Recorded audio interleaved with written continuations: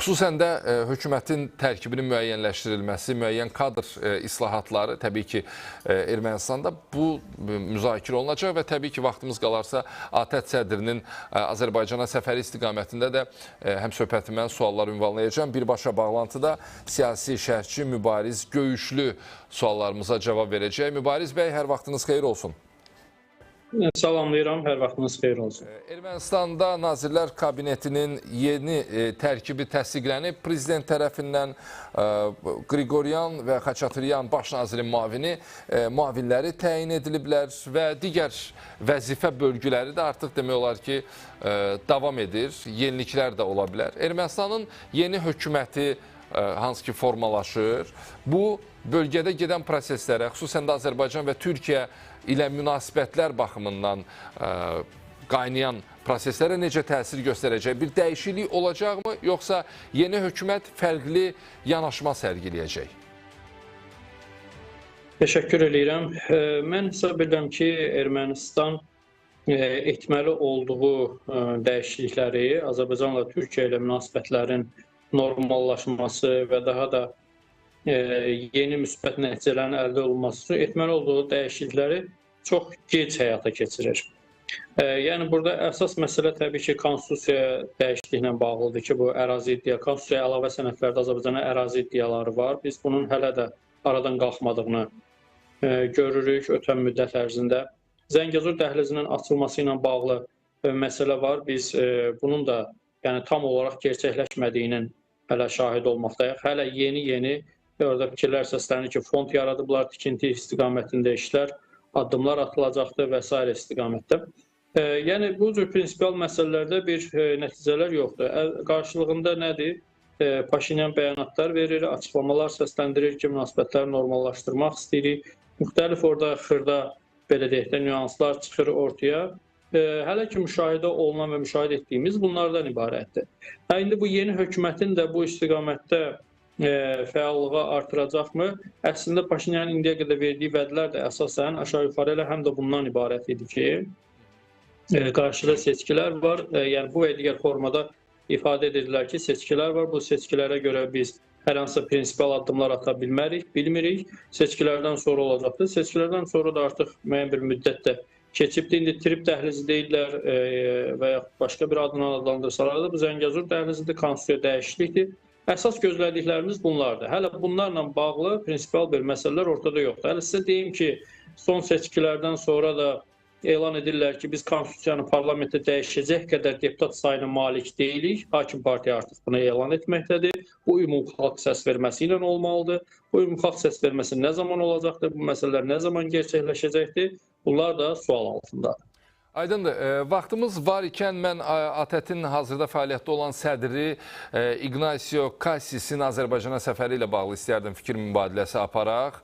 Xəbər verdiyimiz kimi Azərbaycanın Xarici İşlər Naziri Ceyhun Bayramovla Kassis arasında geniş tərkibdə görüş keçirilib. Bununla bağlı Nazirliyin X sosial şəbəkə hesabında paylaşım edilib. Onun qısa bir hissəsini bölüşüm. Görüş zamanı Azərbaycan-İsveçrə ikitərəfli gündəliyi, İsveçrənin ATƏT-ə sədrliyi dövrünün prioritetləri, Azərbaycan ATƏT əməkdaşlığının hazırki vəziyyəti və perspektivləri, həmçinin regionda post-münaqişə vəziyyəti və Azərbaycan-Ermənistan normallaşma prosesi müzakirə edilib. Kassis Azərbaycanın şərqlə qərbin arasında bir körpü adlandırmışdı. Maraqlı bir məsələdir və fərqli ölkələrə də səfər edəcək Azərbaycandan başqa təbii ki.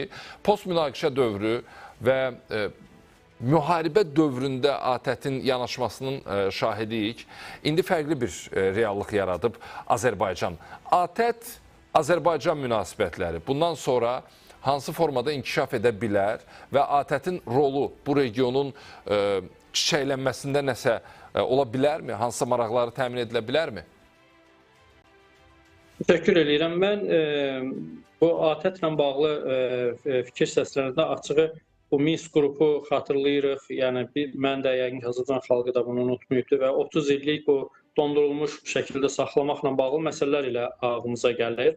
Və ATƏT-in Azərbaycan öz gücünə həll etdiyi münaqişədən sonraki dönəmdə bu hansı rolu oynaya biləcək bir o qədər də bəlli deyil. Yəni bu bir qədər qaranlıq qalan məsələdir. Mən o qədər də real da görmürəm ATƏT-in bu məsələlərdə ciddi bir şəkildə addımlar atacağına, real bir nəticələr ortaya qoyacağına və yaxud buna istəkli olduğunu o qədər də görmək mümkün deyil.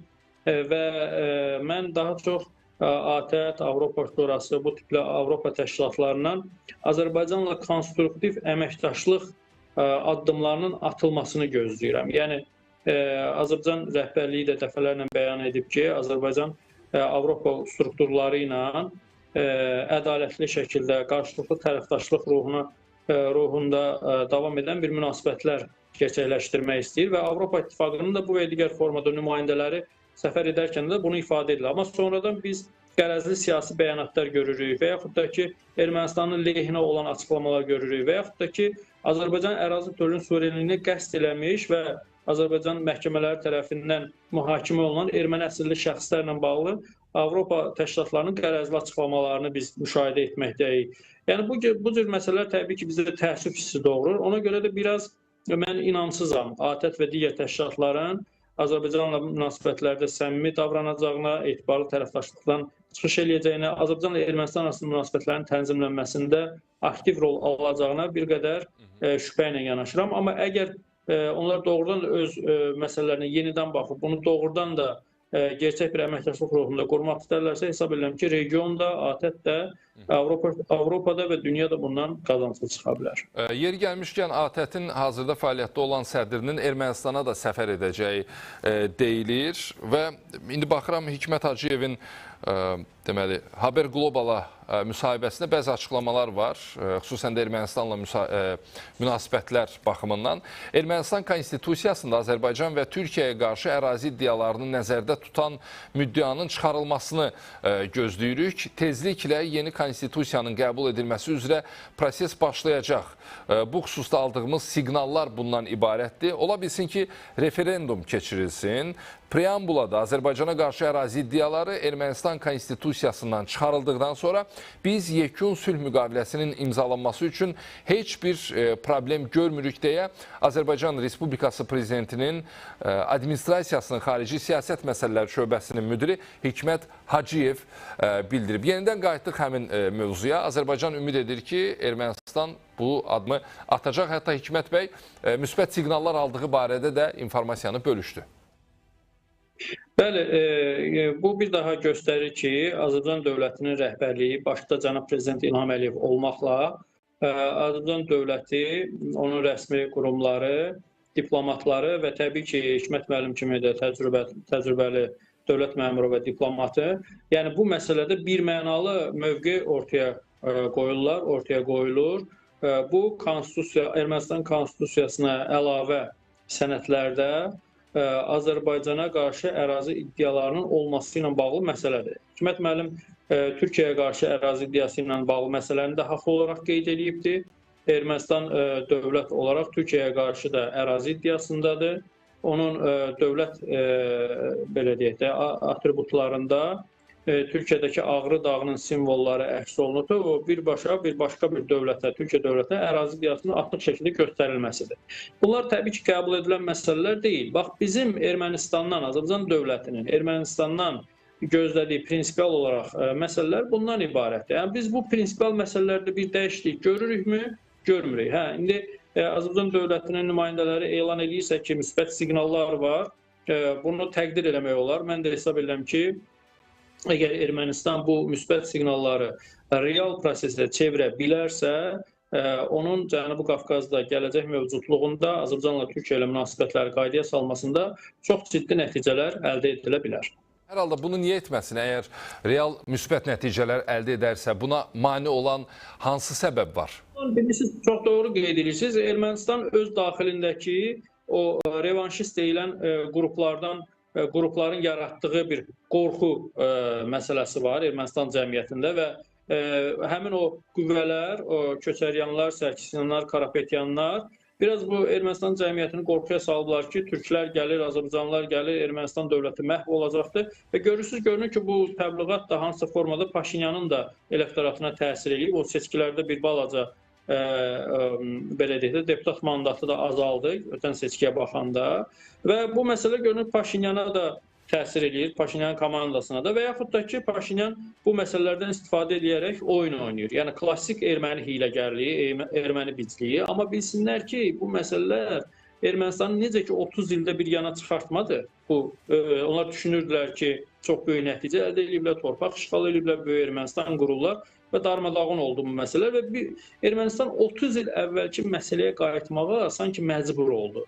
Yəni bu görünən aldadıcı məsələlərdir. Real olaraq olan məsələlər isə Azərbaycan dövləti, onun prezidenti İlham Əliyev ifadə edibdir, bu istiqamətdə hərəkət eləmək lazımdır. Mübariz bəy, çox sağ olun. Çox təşəkkür edirik sizə. Siyasi şərhçi Mübariz Göyüşlü birbaşa bağlantıdaydı. Ermənistan